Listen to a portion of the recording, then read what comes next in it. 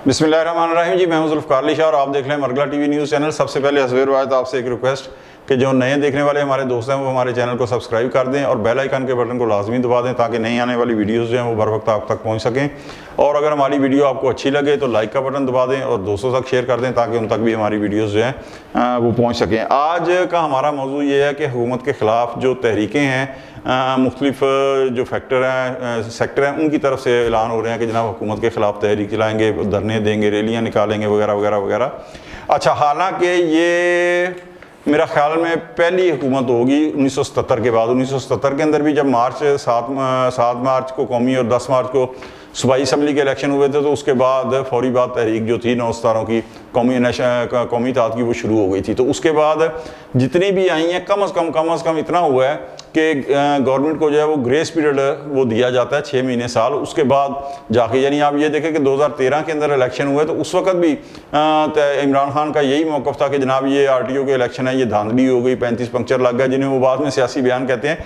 लेकिन फिर भी आप ये देखें कि 1 साल के बाद जाके 1.25 साल के बाद जाके उन्होंने 14 अगस्त को अपना लॉन्ग मार्च जो है वो शुरू किया था लाहौर मॉडल टाउन से।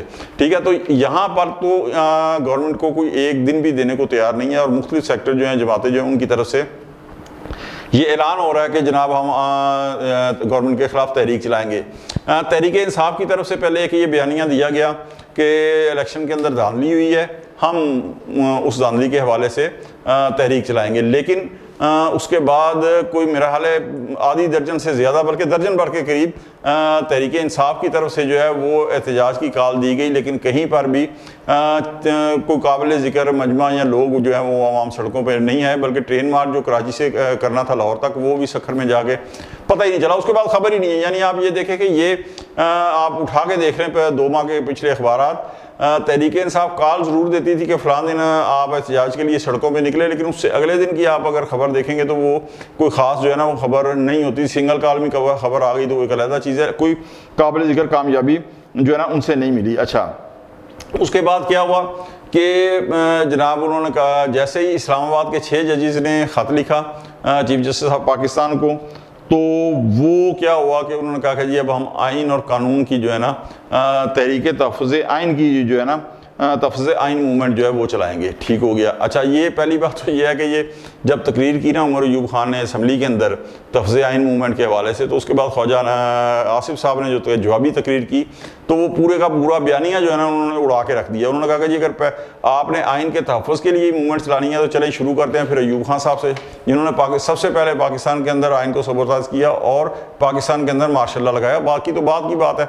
तो वो जो तहफ़्फ़ुज़ आइन मूवमेंट लेकर मकसद बड़े पुरजोश अंदाज में उमर अयूब साहब की तकरीर के ऊपर तालियां और डेस्क बजा रहे थे कौमी असम्बली के अंदर, उनसे ये एक जुमला जो है ना वो बर्दाश्त नहीं हुआ और उसके बाद शोर शराबा और ख्वाजा आसिफ साहब को उन्होंने तकरीर नहीं करने दी गई। अच्छा, तहफ़्फ़ुज़ आइन के हवाले से मैं आपको एक चीज़ बता दूं कि इस वक्त तो तमाम इदारे जो है ना वो काम कर रहे हैं, आइन मौजूद है, तो फिर किस बात की मकसद आइन के कौन सा आइन है जिसके आप तहफ़्फ़ुज़ की बात कर रहे हैं। इसलिए कि आप देखें कि 2007 के अंदर जो तहरीक चली थी ना अदलिया बहाली तहरीक, उसके अंदर मुशर्रफ साहब ने सबसे पहले आप 2006 के अंदर नवंबर के अंदर एमरजेंसी लगा दी थी, 2007 के अंदर सॉरी।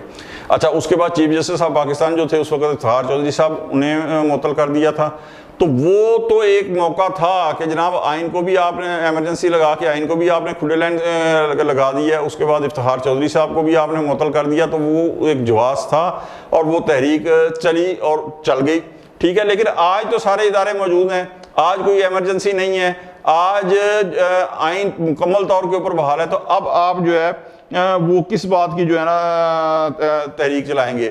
अच्छा, फिर जो 6 जजेस जो इस्लामाबाद के हैं और कुछ जजेस जो उन्होंने ये कहा है कि जनाब उनके घरों के जो है फ़ोन टेप होते हैं, इस हवाले से अगर तहरीक इंसाफ जो है वो तहरीक चलाना चाह रही है कि जनाब जजेस की प्राइवेसी जो है वो मुतासिर हो रही है, तो क्या उन्हें खान साहब के वो 2020 और 22 और 21 के इंटरव्यूज़ याद नहीं है जो उन्होंने गैर मुल्की और मुल्की मीडिया को देते हुए उनसे बाकायदा पूछा गया था, और उन्होंने किसी, अच्छा खान साहब जब भी बात करते हैं बगैर किसी बाम के करते हैं, वो मकसद चुनके चुनाचे और ये नहीं कि ग्रे एरियाज में करते हैं, वो ब्लैक एंड वाइट में बात करते हैं। तो उन्होंने बड़े वाजिया कहा था कि जजेस के फ़ोन क्या, मेरे खुद फ़ोन टेप करती हैं इंटेलिजेंस एजेंसियाँ, और उन्होंने इस जो हमारा है कि इंटेलिजेंस एजेंसियाँ जो ये काम करती हैं इसके फ़ज़ाइल भी बाकायदा उन्होंने बयान किए थे। उन्होंने कहा था जनाब मुल्क और कौम की सिक्योरिटी के लिए और जो हमारी अपनी सिक्योरिटी है उसके लिए हमारे ये फ़ोन टेप करना जो है ना, इंटेलिजेंस एजेंसियाँ जो करती हैं वो बिल्कुल ठीक करती हैं। तो उस वक्त खान साहब ने इसे जायज़ करार दिया था। तो आज तहरीक इंसाफ इस अमर को लेके कि जनाब अगर जजेस के टेलीफोन टेप हो रहे हैं, हालांकि ये गलत है, नहीं होने चाहिए, लेकिन तहरीक, मैं कहूँ या कोई और कहे वो ठीक है, लेकिन तहरीक इंसाफ ये किस तरीके से कह सकती है? इसलिए कि खान साहब खुद इस चीज़ को एडमिट कर चुके हैं कि ये फ़ोन टेप करना इंटेलिजेंस एजेंसियों का काम है और वो सही कर रही हैं। उन्होंने कहा था कि ये गलत नहीं कर रही बल्कि ये उनकी हिफाजत के लिए जो है ना ये काम कर रहे हैं। अच्छा, उसके बाद कहा कि जी अदलिया के अंदर जो जजिस का एक मौक़िफ़ है बयानी है, वो कहा कि अदलिया के अंदर मुदाखलत हो रही है। अच्छा जी, कौन मुदाखलत कर रहा है? कहा जी इंतज़ामिया कर रही है, इस्टेब्लिशमेंट कर रही है। तो अब यहाँ पे एक फड्डा है, यहाँ पे एक फड्डा है। आइन तहफ़्फ़ुज़ आइन मूवमेंट तो ठीक है वो अपनी जगह, यहाँ पे एक फड्डा ये है कि बताया ये जाए कि जब खान साहब के ख़िलाफ़ केसेस चल रहे थे तो गुड टू सी यू जिन्होंने कहा था वो कहाँ से मुदाखलत हो गई थी? खान साहब जो पेश हुए थे सुप्रीम कोर्ट में वो एक मुल्ज़िम के तौर पे हुए थे, तो उन्हें जो आम गेट है जहाँ से सारे लोग आते हैं उसकी बजाय जजेस वाले गेट से जो है वो कैसे लाया गया? क्यों उन्हें ये प्रोटोकॉल दिया गया? ये कहाँ से मुदाखलत हो रही थी? हर कहीं ना कहीं से तो हो रही थी ना। जाहिर है कि पुलिस ने गिरफ्तार किया था या नैब ने किया था या रेंजर्स ने किया था गिरफ्तार, वो तो उन्हें जजेस वाले गेट से नहीं ना ला सकते। कहाँ से ये मुदाखलत हुई थी कि जनाब उन्हें जजेस वाले गेट से लाते? किसने ये मुदाखलत की थी कि कहा था कि इन्हें आप रेस्ट हाउस के अंदर रखें? किसने कहा था गुड टू सी यू? अच्छा चले ये भी छोड़ दें। जब जस्टिस शौकत सिद्दीकी साहब ने कहा कि जनाब मुदाखलत हो रही है, उस वक्त इन जजेस में से किसी ने साथ दिया था? किसी ने साथ नहीं दिया था। अच्छा ओके, फिर मौजूदा जो चीफ जस्टिस हैं काजी फाइज ईसा साहब, इनके खिलाफ नाजायज़ रेफरेंस, जिसे बाद में खुद खान साहब ने माना कि वो गलत था, जब वो दायर किया गया था, तो क्या मौजूदा जजेस में से जो आज बड़े बड़े मसद इनकलाबी जजेस बन रहे हैं, मैं किसी जज के खिलाफ नहीं हूँ, बिल्कुल जो उनकी शिकायत है वो दूर होनी चाहिए, लेकिन इन जजेस में से किसी ने काजी साहब के साथ खड़े हुए थे। अफसोस की बात यह है कि काजी साहब के साथ खड़े होना तो दरकिनार, उनकी एहलिया को कटहरे में खड़ा करके ब्रदर जजेस ने इस तरह से क्वेश्चनिंग की थी कि वो जो मोअज़्ज़ज़ खातून है वो कटहरे में खड़े होकर बिलक बिलक के उन्होंने रोना शुरू कर दिया था। तो उस वक़्त काजी साहब के साथ कोई खड़ा हुआ था?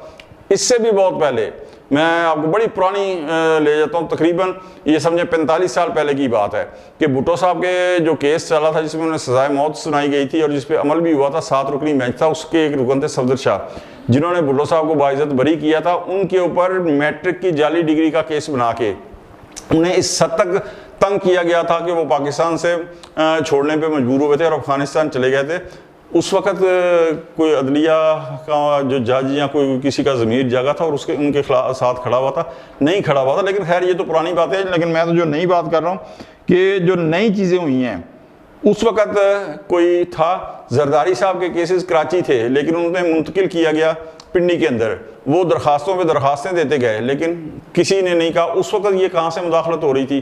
को पता है जनाब कहाँ से हुई थी ये मुदाखलत और क्यों कराची से जो है पिंडी मुंतकिल किए गए थे केस? ये सारा कुछ जो हो रहा है, तो ये तहफ़्फ़ुज़ आइन मूवमेंट जो है वो चलाने वाले पहले खुद ये देख लें कि उनके अपने दौर के अंदर क्या हो रहा था। खान साहब ने तो खुद जो है टेलीफोन टेप करने के हवाले से फ़ज़ाइल बयान किए थे और उन्हें जस्टिफाई किया था कि जनाब ये ठीक है, ये जायज़ है जो कुछ ये कर रहे हैं। तो ये मूवमेंट जो है कहाँ से हो रही है? दूसरी मूवमेंट जो आपको बताऊँ, वो जिस तरह मौलाना फजलुर रहमान साहब हैं, उन्होंने कहा कि जनाब मैं चलाऊंगा कि दांदी के हवाले से। अच्छा, दांदी के हवाले से तो बयानिया था तहरीक इंसाफ का भी, लेकिन जिस तरह मैंने कहा कि उन्होंने इलेक्शन के बाद, फरवरी इलेक्शन के बाद को दर्जन बार से ज़्यादा कॉलें दी, लेकिन एहतजाज के लिए कोई नहीं निकला। तो अब फजलुर रहमान साहब ने कहा है कि वो तहरीक चलाएंगे। बिल्कुल जी, शौक़ से तहरीक चलाएँ, लेकिन कहाँ तहरीक आप चलाएँगे? आपके पंजाब के अंदर तो कुछ सही नहीं है ना, पंजाब के अंदर धांधली हुई है। अच्छा, सिंध के अंदर कुछ है आपके करके? आपके साथ तो मेजर जो धांधली हुई है वो खैबर पख्तूनख्वा में हुई है। शौक़ से खैबर पख्तूनख्वा के अंदर आप तहरीक चलाएं, लेकिन खुदारा ये देख लें कि धांधली कहाँ से हुई है, किस फरीक ने आपके खिलाफ की है, जिस फरीक ने आपके खिलाफ धांधली की है उसी के साथ आप मिल बैठ रहे हैं। तो ये मसका खेज जो सूरत हाल है इसे ये जो है ख़त्म करें। और गवर्नमेंट जो है, मैं उनसे अर्ज़ करूँगा, फिर पिछली दफ़ा भी अर्ज़ किया था गुज़श्ता के ब्लॉग के अंदर भी, कि उसके जो अच्छे काम हो रहे हैं उनके ऊपर गवर्नमेंट के अंदर ही जो काली बेड़े हैं वो पानी फेर रही हैं। तो गवर्नमेंट जो अच्छे काम कर रही है इंशाल्लाह अवाम उसे सराह भी रहे हैं, लेकिन उसके साथ साथ कुछ ऐसे अमकाना काम भी हो रहे हैं जिसकी वजह से गवर्नमेंट के अच्छे कामों पर भी पानी फिर रहा है। तो उसके ऊपर नज़र रखनी चाहिए। लिहाजा ये जो तहरीकें चल रही हैं, अगर गवर्नमेंट अच्छे काम करती रही तो ये खुद ही इनका बयानिया जो है वो दम तोड़ देगा।